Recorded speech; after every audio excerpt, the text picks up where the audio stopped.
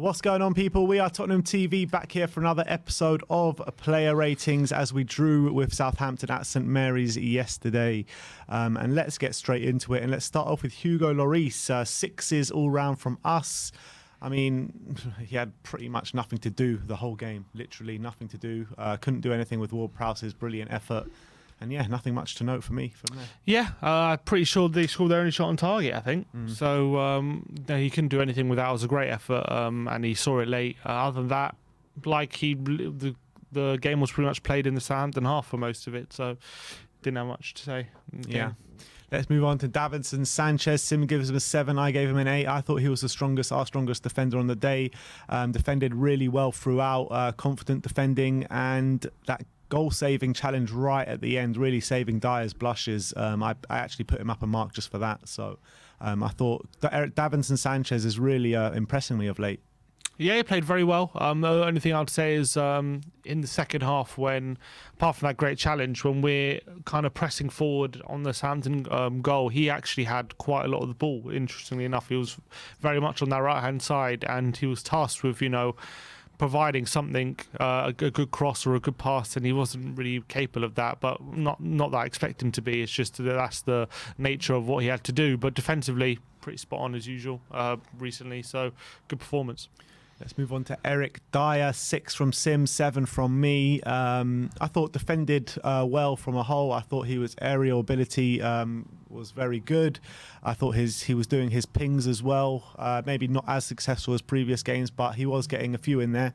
But it's that last minute when he slips and lets Southampton in. Davinson Sanchez saving his blushes was a real down mark on his performance, because if that goes in, everyone's slating Eric Dier massively today. But on a whole, I thought it was a good display. Yeah, he got away with one massively, didn't he, with that mistake in the last minute.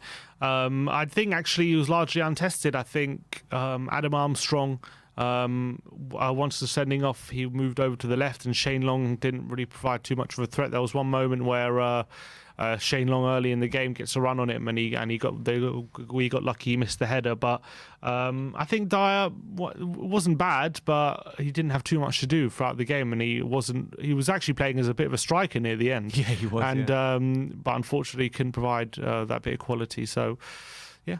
All right, Ben Davies, the last of the back three. Sim gives him a 6. I give him a 7. Again, I thought defended pretty well throughout. He wasn't going forward as much as he has been in the previous games. I thought he was leaving the attacking to the players really that put in front of him.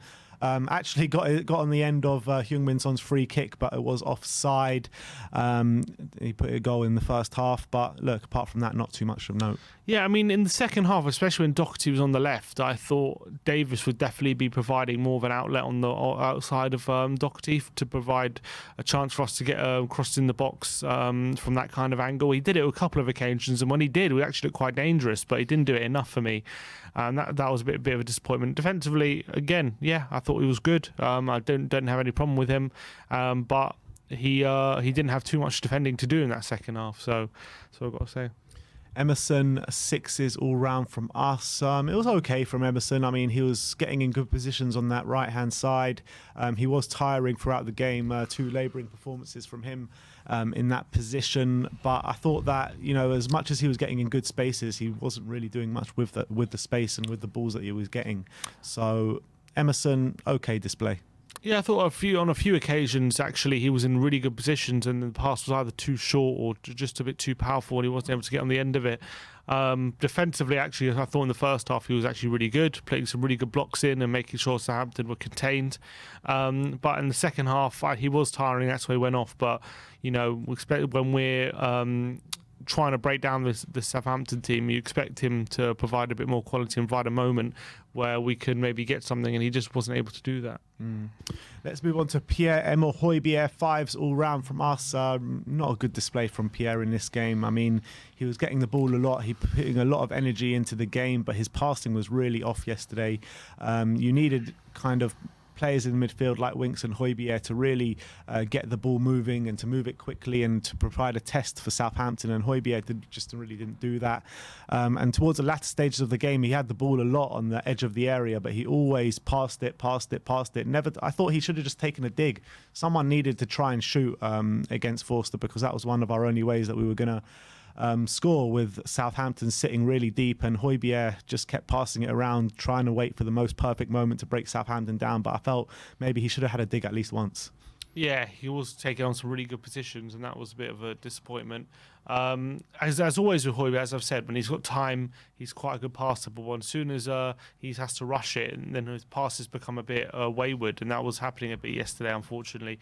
Maybe he was suffering from fatigue, but he didn't seem his full self. He wasn't full of energy like he usually is. But he tried at the end. He really tried to force the issue on Southampton. As you say, he was the one on the edge of the box. He kept picking it up. He was making sure that Southampton were penned in, but he just wasn't able to provide either. He tried one scoop pass, but it was to a player who was offside, unfortunately, and he didn't try any shots. So that was a bit of a shame from that aspect.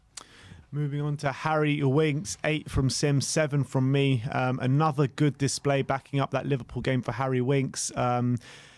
He was our most creative player on the day. A lovely through ball to Sonny to provide the penalty. A lovely through ball to Kane to provide that goal that was given for offside, wrongly so. Apart from those moments, I thought he was combative in the midfield. I thought he was quite a lot of interceptions in the middle of the park, but there were those worrying moments playing out from the back where he got caught on the edge of our area, where on another day it could have cost us. I thought he was brilliant. I thought he was absolutely. It wasn't just those two moments to talk about. There was so many more. He plays a brilliant through ball to Doherty, who should be doing better. He played a really great cross as well to Son, who should have scored. And there were countless moments he's playing really crisp, forward-thinking passes in between the lines into dangerous areas where Tottenham should be making more of the situations. And if it wasn't for Winks, we would have had absolutely no one in that team playing a dangerous pass forward to make the Southampton back line think and rejig. And I thought he was probably our best player yesterday for me, Harry Winks. I thought his passing was brilliant again. All right, Sergio Reguilon, 5s all round from us. It was important for him to have a good display yesterday, but look, he played. He was very tired, in my opinion, yesterday. You saw that with the kind of rush challenges. He could have got sent off, and if he was staying on after half time, he probably would have got sent off. There was a moment in there when he was leading the charge and he had 3 options, and I felt like he chose the wrong option. And yeah, I think it was the right decision for him to go off, but if it wasn't for those challenges, if he wasn't booked, with us camped in their half for that whole of the second half, I thought he would have provided a really good option for us. You saw how many times Doherty had the ball, and if Reguilon was in those situations, I thought maybe we would have had a different outcome in that second half. But yeah, it was a bad display for him in the first half, a right decision to take him off, but I thought it really didn't play into our hands taking him off anyway. Yeah, that's the problem with, only having Sessignon as backup to left wing back. We're relying so heavily on him. We knew that playing 90 minutes in 48 hours for that role was going to be very, very difficult. And so it proved for Reguilon. He did get Kyle Walker-Peters booked early on, which when he had a run in, he could have been through on goal, but not for that foul. So that was decent. But unfortunately, wasn't too involved in the attacking play in the first half, and he got hooked at half time, so that was a massive shame. But hopefully it was more to save him for future, because we're going to need him massively going to the games going forward. Let's move on to Dele Alli. Sim gives him a 4. I gave him a 5. Probably a 4 is the right scoreline on reflection, but Dele Alli, we talk about Harry Winks, how he's backed up that Liverpool display with a really good display yesterday. Dele Alli is the complete opposite. Dele Alli, Conte was talking about him saying, yeah, that was just one game against Liverpool. He needs to do it consistently. He needs to back it up. And he just didn't do that. It was back to the Dele of old. It was back to those lethargic displays, not putting himself about really, not providing still for us, not providing anything going forward for us. No real late runs into the box with any quality. And yeah, just a really poor display from him. Tricks and flicks and just bouncing off him. Yeah, I guess I think he wasn't quite sure what position he was in. Conte says he was in a number 8, but I thought when the more I saw of him, the more he was in a right kind of Lucas kind of position in a number 10. That's what I thought he was when I was watching the game. But Conte seemed to think different, so maybe he kind of got the role wrong, but he kind of wasn't either. He wasn't an 8 or a 10. He wasn't providing either way, and he was a liability, unfortunately, on the team, I thought, giving the ball away very, very cheaply. Don't remember too many shots or passes. Whenever he tried to dribble, it didn't really come off, and it was a really poor display this time around from Dele Alli, which is really disappointing following, I thought, some positive form, but maybe. Look, January coming up, will he be out the door? We'll have to wait and see. Yeah. Let's move on to Heung-min Son. 6s all round from us. I mean, a lot of people saying he had a bad display yesterday. I don't think it was a bad display. I just don't think it was up to his high standards. Obviously, it was down to him. It was his run in the box after that brilliant Winks through ball that won us the penalty with our only goal in the game. I thought he was troubling Southampton for pretty much the majority of the game without any real quality. I think his first touch was really letting him down again. But look, he was still one of the better players on the team, in my opinion. Yeah, I thought he was really trying, especially in the second half, to break Southampton down. He obviously won the penalty in the first half with a really good run in behind the defence. He had quite a few shots, none of them, unfortunately, properly testing Fraser Forster as much as you'd like it. You know, he should have scored maybe with a header in the second half after a really good ball from Winks. And a few times he was breaking to the byline, running in behind, and wasn't able to get that killer pass on. And so he'll definitely have better games, but no, by no stretch of the imagination do I think he was poor. Yeah. And the last of the starting 11, Harry Kane, 7s all round from us. And I think that you're seeing Harry Kane, you're seeing the confidence come back into Harry Kane. You're definitely seeing him not back to his old, but definitely getting there, in my opinion. 3 goals, 3 games, 3 goals in a row, back to back. So that's good in terms of the scoring. Yes, it was a penalty, but I thought his whole gameplay was brilliant, especially in that first half. The way he was holding up the ball, nutmegs, creative. Got his goal as well from open play, which was ruled out for offside. So definitely one of our best players on the day, definitely in the top 3. And yeah, Harry came back at it, really. Yeah, and I thought first half, he was doing some really good passing, and he was doing some really good hold-up play, making sure that we beat it, because they were playing a lot of direct balls into Harry Kane. That was the only way we were able to get any joy in the first half. And he was our biggest threat, I thought, in terms of playing through balls to Son or Dele. A couple of them didn't come off, unfortunately, but I thought he was doing really well. Second half, it became a lot tougher for him because the Southampton had to drop all the way back. But he still found a bit of joy. He could have scored with a header right in the last minute, went just wide. And if anything was in. Yeah, it pulled the net, didn't it? Oh. Thought it was in as well, right, one of the last chances of the game. And he was really, really trying. And unfortunately, it just didn't happen for him. But great penalty right into the top corner. Yeah. All right, the substitutes. Matt Doherty came on at half-time for Reguilon. Sim gives him a 6. I gave him a 5. He came on at left wing-back. And look, he was getting the ball in a lot of dangerous areas. He was seeing a lot of the ball in that second half. But every time he did get the ball, he cut in because he can't use that side of his foot. And at the end of the day, he didn't provide anything for us. He really didn't. He was getting balls in the box unsuccessful. He went up to challenge the keeper, and the keeper drops it, and the ball goes into the back of the keeper's leg, which really should have stood, which I don't really know why it didn't. But Doherty, he was getting a lot of the ball, but with little quality. Yeah, I think he might be being a bit harsh on him. I actually think he did quite well when he came on, to be fair. I think he did the best he personally could in that left wing-back role. I don't think he should have been played there, but he was actually involved in the game a lot, and then a lot of the time in a positive way.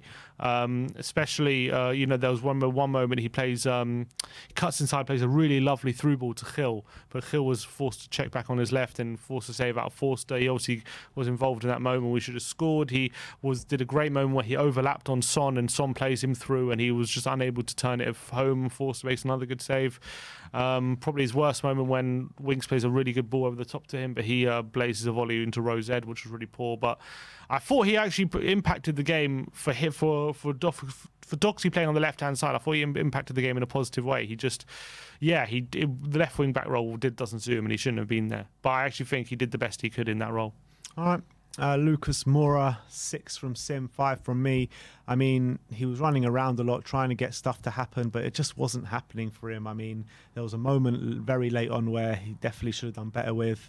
Should have found the net there. But apart from that, I mean, I don't really remember too many times he was involved. I think every time he did get the ball, he was getting crowded out as well. Yeah, that moment, there was also actually another moment from Doherty, which was really good. He plays a lovely through ball to Lucas, but Lucas was just unable to take it into stride, which was a massive shame. He was through on goal.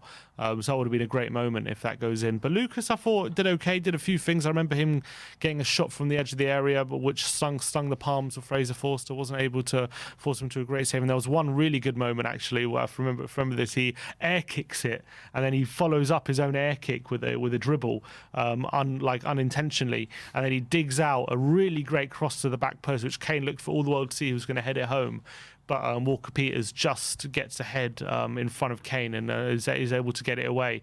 That was a good moment from Lucas. Really dug out a really good cross. But yeah, it could have been more involved once he came on for half an hour. There's only a few moments. Hill came on with 10 minutes to go. He showed a lot of energy, got a lot of the ball. Nearly scored. Yeah, he tested the keeper right at the end. What did you make out of it? I just don't know. Well, Yeah. We'll get into the decision in a second, but what did you make out of it? I think he tried his best again, and I don't think he was awful.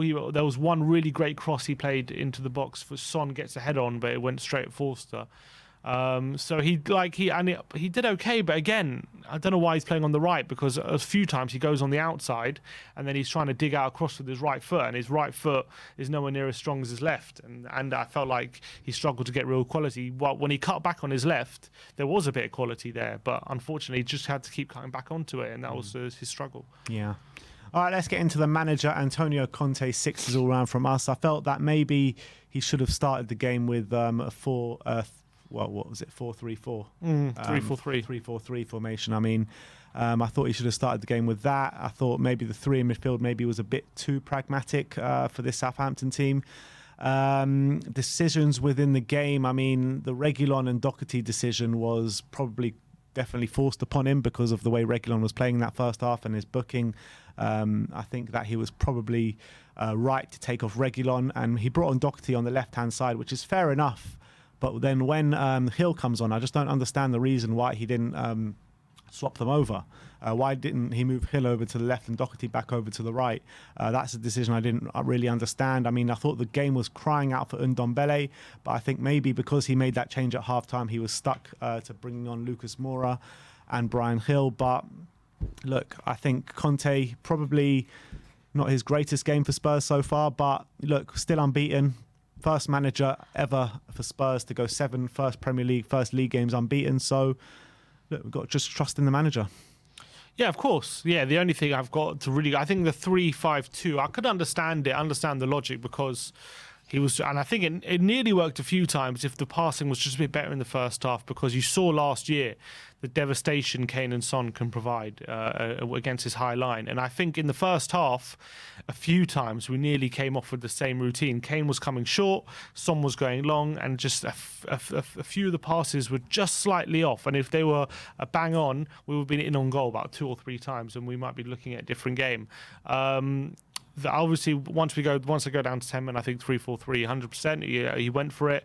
Unfortunately, we just weren't able to. We obviously VAR screwed us over, but we weren't able to really turn into proper quality chances, unfortunately, which was a big shame. And just the biggest contention for me is those 2 wing backs. I don't understand it. I'm never going to understand it. I don't get why he didn't change it. It hampered us on as much as a couple of occasions they did get an own goal and it worked in that aspect. I think it definitely hurt us more than it helped us, and it made no sense why they weren't switched, especially because we were trying to get balls in the box and get good quality deliveries, and it was much more easier to do that if they're on the outside than cutting in all the time. So that was a big shame. But other than that, I think we were unlucky not to win. Yeah, I agree. All right, well, that is our player ratings. Let me know in the comment section below what your ratings are and what you thought of our ratings. We'll see you very soon for the 5 takeaways. Like, subscribe and comment. And as always, come on you Spurs.